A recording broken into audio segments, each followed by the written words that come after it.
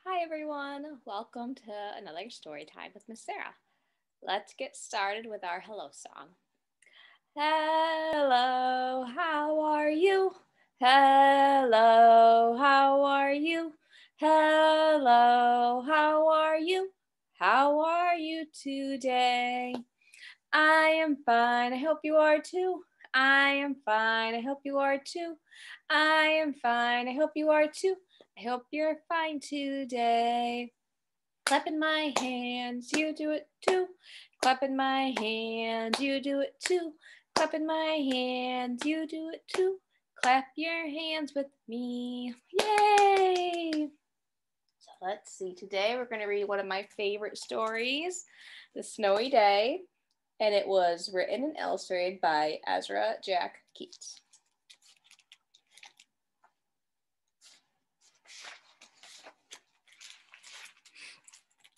One winter morning, Peter woke up and looked out the window.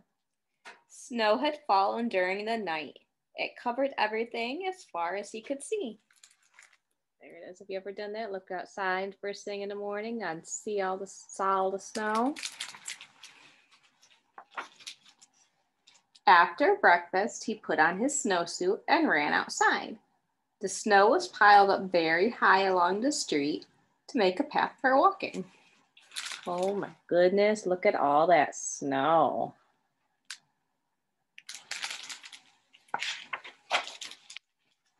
Crunch, crunch, crunch. His feet sank into the snow. He walked with his toes pointing out like this. He walked with his toes pointing in like that. Oh, so see, he's looking at his footprints in the snow, and he's walking differently to see how they look. Then he dragged his feet slowly to make tracks. And he found something sticking out of the snow that made a new track. So it starts out with 2 tracks, but then look, there's 1, 2, 3. What did he find to make that third track? What do you think? It was a stick that was just right for smacking a snow-covered tree. What do you think is going to happen now? Do you think it's a good idea to hit that tree with all the snow? Down fell the snow, plop, on top of Peter's head. Oh no, poor Peter.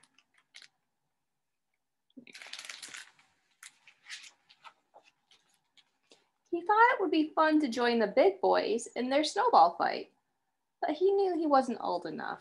Not yet. Oh yeah, not old enough yet. He got knocked down now. Better wait till he's older. So instead, he made a smiling snowman and he made angels. Oh yeah, those are fun things to do. I love his snowman. And look, he made 2 snow angels. He pretended he was a mountain climber. He climbed up a great big tall heaping mountain of snow and slid all the way down. Well, that does look like a big, big mountain. Oh, that's fun. That makes it more fun to slide down, right? You don't want to slide down from a little mountain.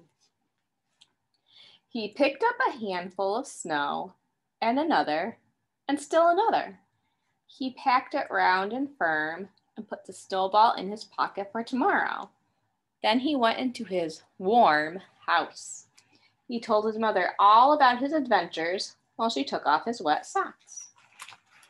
He's putting the snowball in his pocket and bringing it inside. Does snow belong inside your house? Don't think so. And he thought and thought and thought about them. He had such a good day, can't stop thinking about it. But it did sound like he had a lot of fun, didn't it?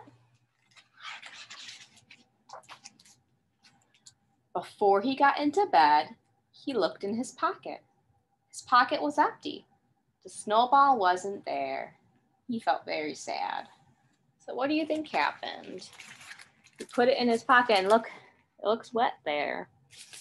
because it said he brought it in his warm house, and snow doesn't like it when it's warm. While he slept, he dreamt that the sun had melted all the snow away. But when he woke up, his dream was gone. The snow was still everywhere. New snow was falling. So that's his dream. And then there he is waking up. He's smiling, seeing all the snow. At breakfast, he called his friend from across the hall, and they went out together in the deep, deep snow. So he's going off to have more adventures with his friend. And look at all that snow. The end. Well, I hope you liked that one. Like I said, that is one of my favorite books. I like to read it every winter. So now, and one of the activities that Peter did in the book was he made a smiling snowman. And as you can see, I have 1, 2, 3, 4, 5 smiling snowmen on my flannel board. 5 little snowmen all in a row, each with their hat and scarf. Out came the sun, and it stayed all day, and one of those snowmen melted away. Now there's 1, 2, 3, 4. 4 little snowmen all in a row, each with a hat and scarf. Out came the sun, and it stayed all day, and one of the snowmen melted away. Now there's 1, 2, 3. 3 little snowmen all in a row, each with a hat and scarf. Out came the sun, and it stayed all day, and one of the snowmen melted away. 1, 2. 2 little snowmen all in a row, each with a hat and scarf. Out came the sun, and it stayed all day, and one of those snowmen melted away. 1. 1 little snowman standing all alone with a hat and a scarf. Out came the sun, and it stayed all day, and that snowman melted away. But then the next day, it snowed and snowed and snowed, and 1 snowman came back, 2 snowmen came back, 3, 4, 5. They all came back. Yay! Well, that was a fun one. And guess what? We have a bonus story today. We're going to read all about Jessie Owens.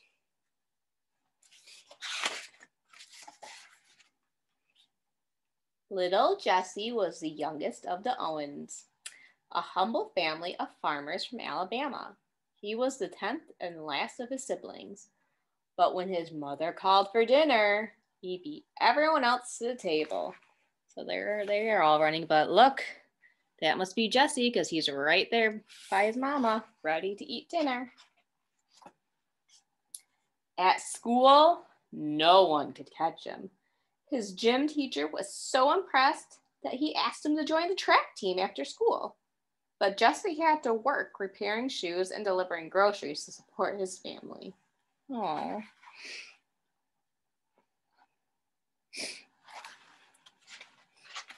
Of course, that didn't stop Jessie. He decided to practice in the morning when the sun was rising and everyone was in bed. He was determined to become the best athlete in the world. So he couldn't do it after school, but look, before school, he got up super early so he could run.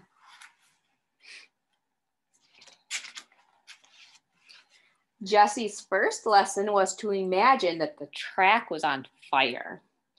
Even though that wasn't true, it helped him develop his own elegant running style, keeping his feet off the ground as much as possible. So that's helping him run, pretending that there's little fires everywhere. He entered Ohio State University, where everyone called him the Buckeye Bullet. Jessie became the first African-American captain of a university team and the first who had to work as a lift operator in order to pay for his school. So he likes to run, but he still has to work.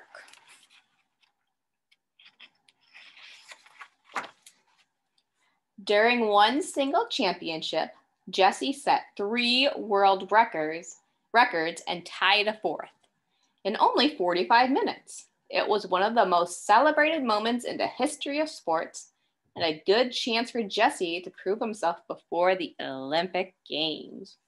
Whoa, so let's see. He ran 100 yards in 9.4 seconds. The long jump, 8.13 seconds. He ran 222 yards in 20.3 seconds. And then the low hurdles, which was 220 yards in 22 seconds. So that is really, really fast. I could do that in like 2 hours, maybe. I'm not as fast as Jessie. The Olympics were held in Berlin, Germany. In 1936, the country was ruled by a terrible man named Adolf Hitler. Hitler believed that white athletes were superior because they were white. Jessie won a gold medal and stole the spotlight from Hitler's hateful regime. Yeah, good for Jessie.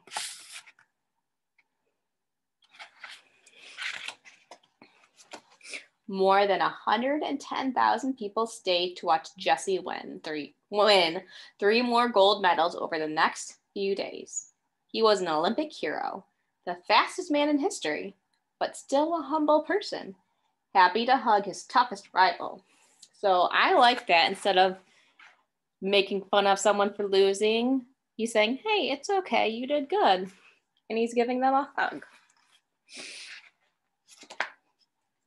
When Jessie arrived home, there was a dinner in his honor. But as soon as he got there, he realized nothing had changed.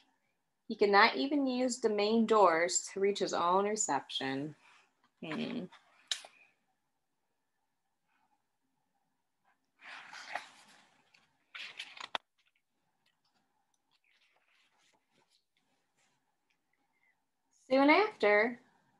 Sadly, soon after, no one remembered Jessie's amazing achievements, and he had to take any job to make a living.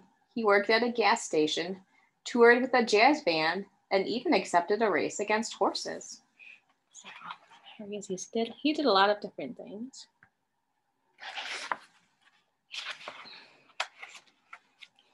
He had retired when he finally got his most valuable award, the Presidential Medal of Freedom, the highest honor for any American.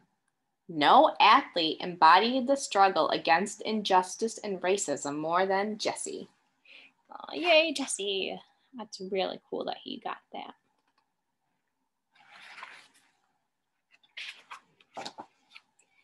And every time the Olympic Games take place, little Jessie is remembered, the humble boy who fought the wind and sought out new sights, running just on the strength of his feet and the courage of his lungs. Yay, Jessie. And so Jessie Owens was a real person. So you can see these pictures of him running. What he looked like. Let's read a little bit about him. Born the son of a farmer and the grandson of slaves, Jessie Owens was the youngest of 10 children. Jessie and his siblings grew up helping their father harvest cotton on the land he farmed, working long hours in the fields of Lawrence County, Alabama. Here, Jessie ran barefoot, finding time to play in breaks between work. When he was 9, his family left the South in search of a better life, settling in Cleveland, Ohio. There, Jessie worked in a shoe repair shop after school to bring in extra income for his family, which meant that he couldn't train with the school's athletics team. Luckily, his junior high track coach recognized his potential and allowed him to practice in the early morning hours before school began. So remember, we saw that picture of him getting up early so he could practice? That was nice of his coach. Jessie caught national attention during his school years in both sprints and long jumps, but made headlines in college in 1935 when he set 3 world records and tied a 4th, all in the space of about 45 minutes. Nicknamed the Buckeye Bullet, Jessie went on to represent his country at the 1936 Olympic Games in Germany, where Adolf Hitler had criticized America for allowing Black athletes to compete. At the Games, Jessie won 4 gold medals, infuriating Hitler and challenging audiences around the world to stand up for racism. But back in America, Jessie faced the same prejudice when President Roosevelt failed to welcome him to the White House following his momentous win. This didn't deter Jessie. Find the good, he said. It's all around you. Find it, showcase it, and you'll start believing in it. Not just one of the world's most successful athletes, Jessie's attitude made him one of the most important role models for us today. So, yeah, I got to learn a little bit about Jessie. I really like that quote then about finding the good. So we're going to do a song. Excuse me. And so Jessie was a runner and he was really fast. And one of the fastest animals is a cheetah. But I don't have a cheetah puppet. So I took another fast animal, which is a tiger. They're not as fast as cheetahs, but they're still pretty fast. So we're going to sing a song about running and other sports, because there's a lot of different sports. And he also jumped hurdles and some other fun stuff, okay? This is the way we run really fast, run really fast, run really fast. This is the way we run really fast each and every day. This is the way we jump over hurdles, jump over hurdles, jump over hurdles. This is the way we jump over hurdles each and every day. This is the way we catch the ball, catch the ball, catch the ball. This is the way we catch the ball each and every day. This is the way we throw the ball, throw the ball, throw the ball. This is the way we throw the ball each and every day. This is the way we dance around, dance around, dance around. This is the way we dance around each and every day. This is the way we smile at you, smile at you, smile at you. This is the way we smile at you each and every day. Yay! Woo! Well, I hope you enjoyed today's special story time with our double story. And I'll see you next week. Bye-bye.